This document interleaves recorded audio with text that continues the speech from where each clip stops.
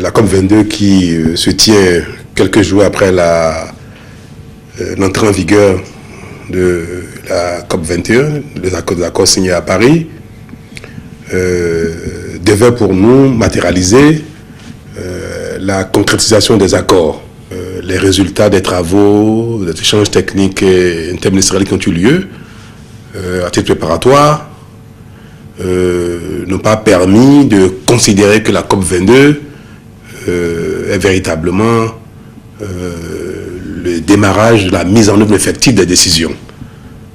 En ce qui concerne la mobilisation des ressources financières nécessaires, transfert de technologies et tout ce qui concourt à l'adaptation de l'agriculture, notamment africaine, ce qui nous concerne, pour répondre aux effets négatifs du changement climatique. Mais nous avons la conviction qu'à partir de la COP22, que désormais tout le monde est engagé résolument dans la mise en œuvre effective des décisions. Je pense que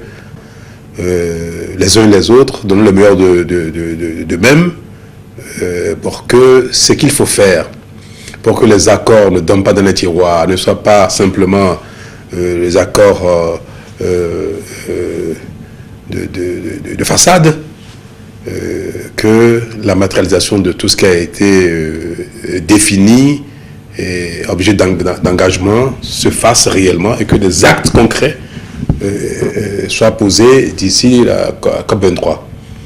Nous avons proposé, en ce qui concerne le Bénin, que ce qui concerne les actions menant à l'adaptation de notre agriculture aux nouvelles conditions climatiques, que ces actions se matérialisent à travers l'initiative qu'a prise le roi Mohamed VI du Maroc, et qui est, qu'on a dénommé 3A, qu'à travers donc cette initiative, le Bénin fasse la promotion de centres de recherche agronomique, parce que les conséquences du changement climatique sont désastreuses pour l'avenir, mais déjà désastreuses pour le quotidien des pays africains, en raison des impacts négatifs que cela a sur notre agriculture, qui est essentiellement pluviale. Nous devons donc trouver des solutions à cette perturbation climatique qui désoriente totalement nos producteurs et nos techniciens n'ont pas encore aujourd'hui les solutions à apporter à nos producteurs. Alors, un centre de recherche sera une solution, un cadre dans lequel